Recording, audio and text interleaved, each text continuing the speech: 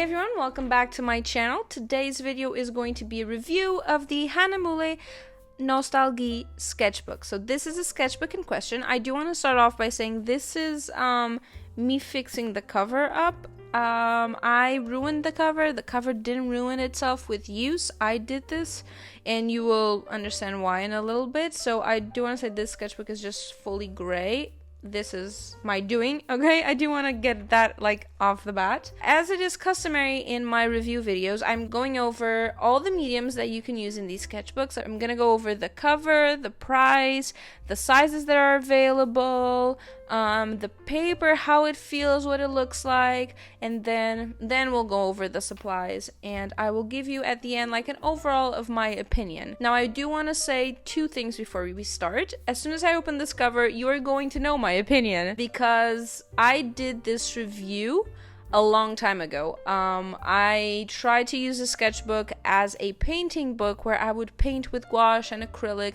and occasionally maybe oils, and it didn't work out. And I was so frustrated with the paper and the sketchbook that I kind of wrote a little rant on the cover, so I would never ever forget how I felt about the sketchbook. Now this also means that I do have a page here where I swatch every medium I could find, and I kind of understood how they worked with this paper. That's why I can do this review, because I did not use any of these mediums throughout the sketchbook. I just used them at the first page, but I got a pretty good understanding of how it works, so I do think this is going to be a very informative video. The second thing I want to say is that even though you will see that I'm not the biggest fan of the sketchbook, and I'll tell you definitely why, Hahnemühle, the brand, is freaking amazing. I have other sketchbooks from them. They are fantastic. Their watercolor paper is fantastic. It is really high quality but not super expensive, and the sketchbooks are definitely affordable. And you do have the gray tone paper one. Freaking amazing. I love it. I use it so much.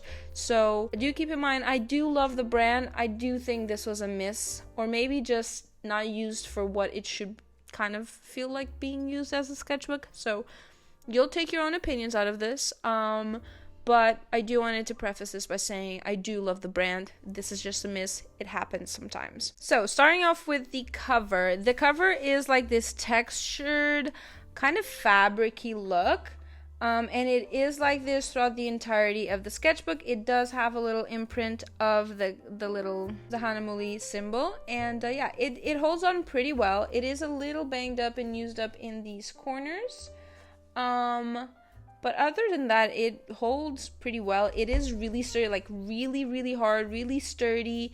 It is a very thick material. It will handle everything pretty well. Once you open it, you will see the masterpiece I created. Okay, take a minute to take it in. Okay, I know it's freaking fantastic.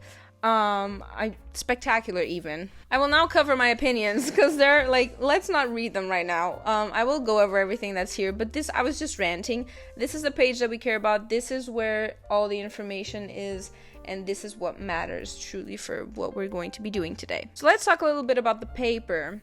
So this paper is very thick, okay? It's a very thick paper sketchbook. You can definitely hear it. It is also very smooth. It is the smoothest paper I've ever tried. By far, it is very smooth. It's kind of even, I'd say, slightly glossy, waxy of a finish, which isn't a bad thing at first glance, but it is really smooth. So if you like a little bit of tooth to your paper, this is not the thing. This is so silky smooth, it's insane. Referring to the size of the paper though, this is an A5 sketchbook. They come in A4, A5, and A6, and you can have them in portrait mode or landscape. I usually go with portrait. I rarely ever go with landscape. I think I only went once with landscape. So yeah, you have all of those sizing options. And this A5 costs me about 10 euros, which is stupidly cheap. It is very affordable. So the actual sketchbook itself is pretty nice quality. It's a very nice sketchbook in that sense. Now, let's talk about how the mediums interact with this paper, and I'll be going over each medium, But I do want to start off by saying that this paper, even though it's very smooth, it's not truly smooth on the inside. And you will see this a lot with the pencils, which is kind of where we're going to start off. So when it comes to charcoal pencils, like drawing just regular pencils, they work pretty well. It's a very smooth paper, so it does work very, very well. I don't think they erase that well because I did use some over here, even though it was a 2B. It was a small shading. It didn't erase very well. I can try it out right now on camera and we can see, but I don't think they erase that well. I never really used pencils in this paper, so let's just give it a try for a second here. So I got my trusty 2B pencil and my eraser, and I'm going to be like doing just a light, you know, going over with pencil, and I'm gonna do like a darker spot. So going like really, really hard. Like I'm pressing really hard with the pencil right now. And I'm going to now erase. So as I kind of suspected, it doesn't erase that well. You can definitely tell where it was, and even the lighter spots you can tell, and the darker spot for sure you can tell. So maybe not that great with pencils. It is a very smooth surface, so if you're kind of like a person that draws but doesn't erase much, sure, it'll work for you. If you like to erase, or if you like to, when you erase, it's completely blank, like there's no leftover pencil marks, then it's not exactly how this works. Now, when it comes to colored pencils, I don't think the erasability is very relevant because most papers don't erase that well with colored pencils. But the texture is very nice. It's very smooth, so you can definitely color in pretty well. And like you saw, you can do like an even coat of pencil. But when you actually look at it, if you're going to use Prismacolors and you're going to be blending and everything, you can definitely tell in this like paper, there's a hidden texture. So even though this is a very, very smooth paper, there is a texture that just comes off from the inside of the paper. It's actually insane how much texture this has. And you can see this in Prismacolors. This is a pencil that's like those rainbow pencils that have a ton of colored lead in them, and then you draw and random color comes out. And you can also tell that there is texture when you go over with the pencil. I do think this is relevant when coloring because most of us want an even coloring. And if you like the texture, that's nice, but when I want texture, I want a more variable texture. I don't want straight lines that are very proportional and they're always the same direction, always the same thing. Definitely something you can like incorporate into your work. Definitely something that most people don't want to incorporate in their work, myself included. But this is definitely something that happens. I don't understand. I think it's maybe because like this paper must be like two really smooth papers, and in the middle you have some filling, and the filling has this texture. It's really weird, really odd, especially coming from a paper that is supposed to be just like good for dry painting mediums, whatever that means. So, you know, it always leaves this texture, no matter what you do with pencil. Moving on to pen, I think pen is very important, and I have to say that pen is by far the best medium on this. So if you are a person that only sketches in pen, that wants a really thick papered sketchbook that can handle a lot of abuse, this is definitely your dude. As you saw earlier, this sketchbook is filled with ballpoint pen, and I do think ballpoint pen glides magically in this paper. I literally have no issues with ballpoint pen in this paper, literally none. It is amazing, it glides really well. You can definitely do like really fast lines really well. I see absolutely no issues with this. This works fucking fantastic. So yeah, like ballpoint pen, definitely your gal. Fineliners, on the other hand, also glide really well, especially if you're light-handed with your fineliners. But what I did notice was, especially when I was doing these squiggles, this squiggle here was very light. You get an even coat. You don't feel that inner texture that somehow exists. But if you go even a little bit harder with your fineliner, you will start to notice when doing the line that it kind of goes up and down as if going through like little dips that is from the texture on the inside of the paper. So it does happen when you're doing it a little bit harder, but it doesn't seem to affect how you draw, so it should be fine. Overall, it should be completely fine. Ink, surprisingly, it also works well. If pen works well, if fineliners work well, ink tends to work well as well. The red is ink, and it did pretty well, I guess, on the paper. Here is also red. It works well. Light wash, thicker wash, they work well. I have literally nothing to say about ink. It seems to work well. I don't know about an ink wash, but you know, this one was a lighter wash. It seems to work pretty fine. Moving to watercolors, which is kind of similar to inks. Watercolors are the thing that fucking frustrates me so bad on this paper. Because if you do really light washes where the brush actually has watercolor in it and you try to mix with already watercolor there, it works pretty well, right? But so you can see that here, you can see that here, and it seems to be very vibrant and fine. The watercolor does get a bit chalky in texture. It does become a little bit chalky, which you might like that, you might not. It really depends on what you're trying to achieve, really, truly, but you know, it's fine, whatever. But then whenever you add water on top of that, to maybe dilute, to maybe see what the colors are gonna do, to have fun with watercolor, it just becomes gray. This is what happens. So you have like two colors, you put water in the middle, and it just there. Same thing here, it's just here, and same thing here. You can really notice where I added more water, it's completely different. And so one thing that also happens with watercolor is it pools on this paper. It's as if the paper can't absorb it completely. Not at first. It takes it a while to absorb. And, you know, you could think, oh, that's pretty nice because you can do things on the water. But, like, it literally does not absorb. Like, the paper does not get wet. Like, it's weird. It's just the weirdest thing.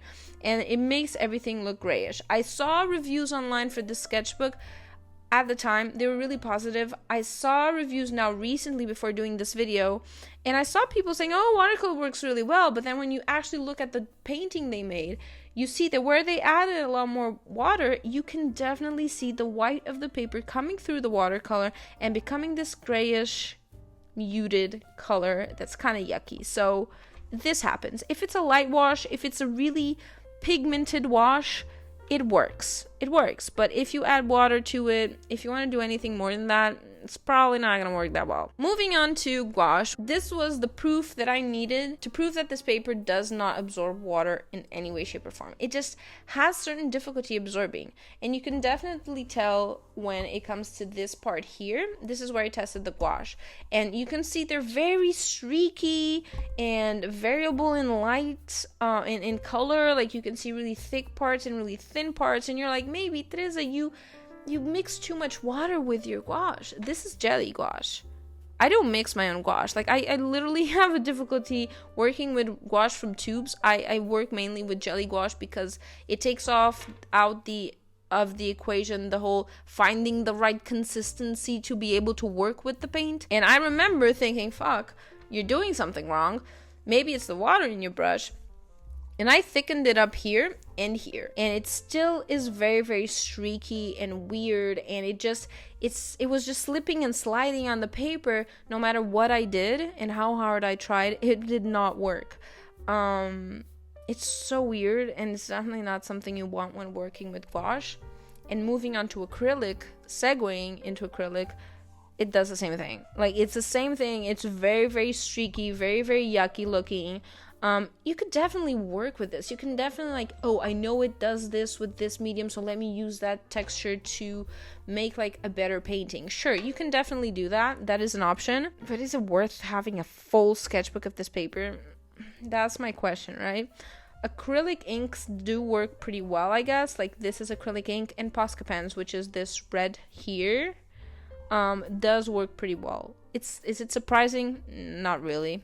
It's how it should be working, but it's really weird that the paper doesn't like want to work with the paint. So moving on to the last but not least medium that I tried on this paper, it is the Copics. So alcohol markers, I tried Copics and Ohuhus on this paper, and I gotta tell you that it was very surprising, but this paper actually gives me one of the most vibrant colors of markers.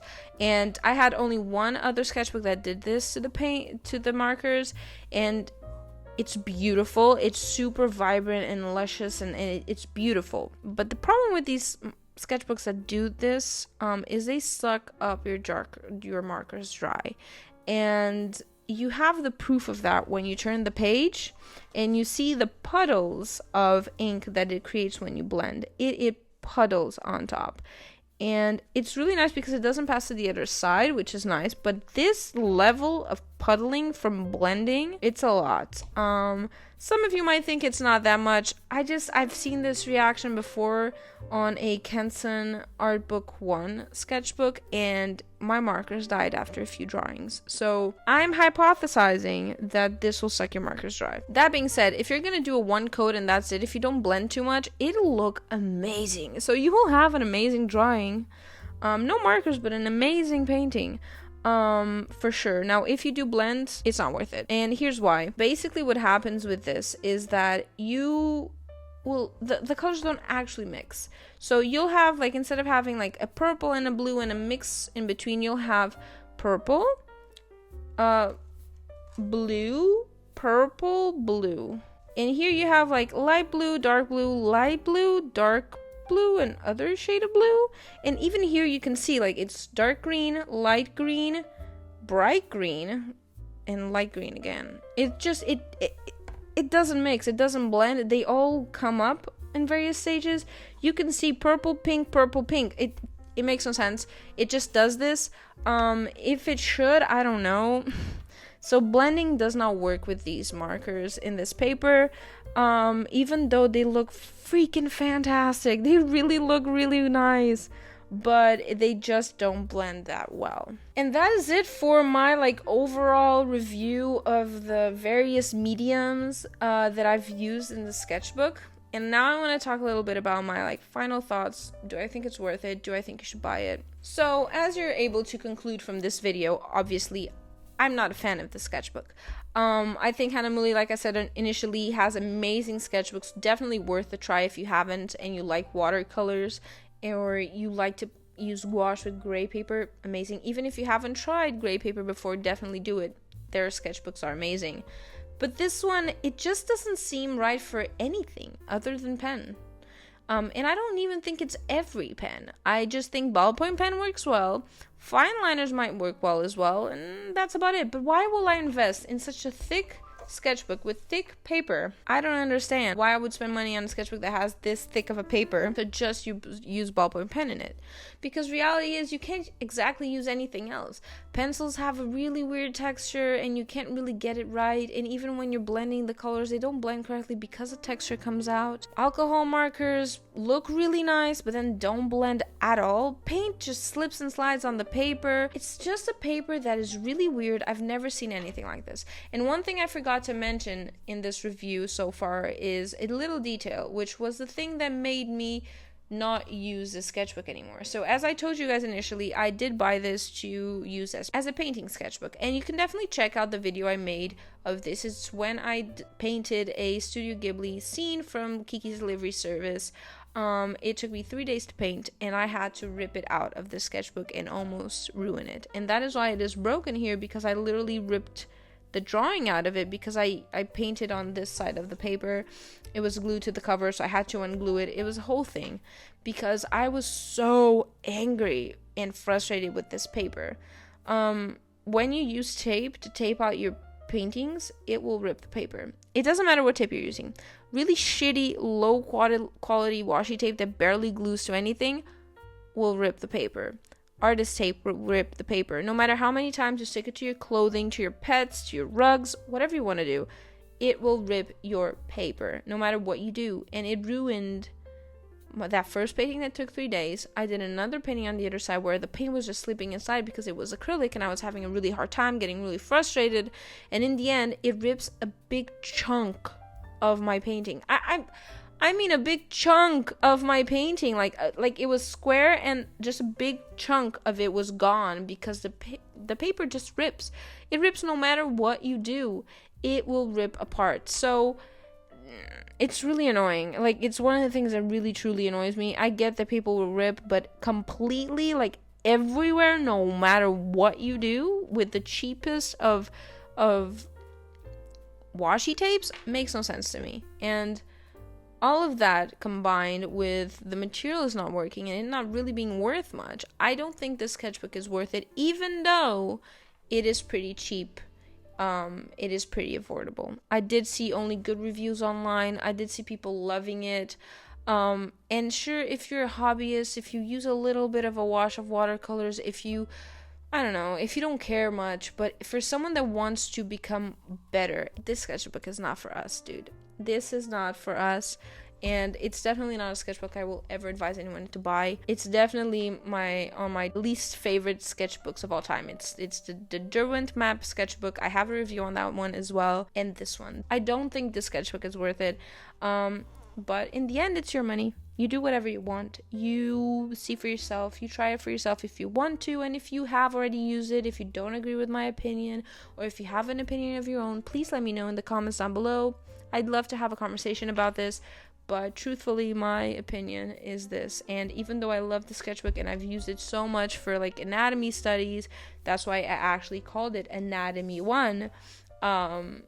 It's definitely not a sketchbook I will ever be considering doing again. And the only reason I have an anatomy sketchbook was to use this sketchbook to not just throw it out because it was wasteful. I had used money on it. I didn't want to waste paper.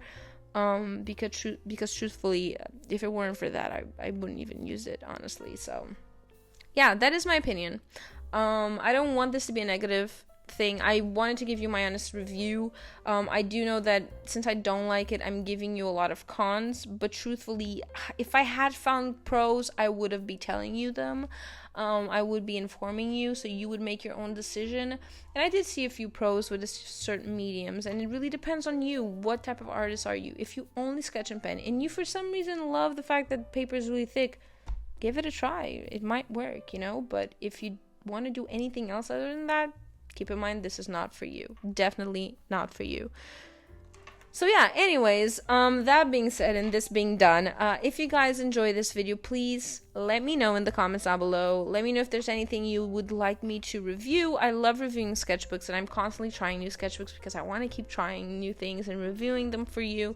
But if there's any art supply that you want me to review, that you haven't seen anywhere, or that you just want my personal opinion on, let me know in the comments down below.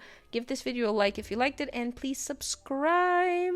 And yeah, I will see you guys on my next video, and yeah, bye.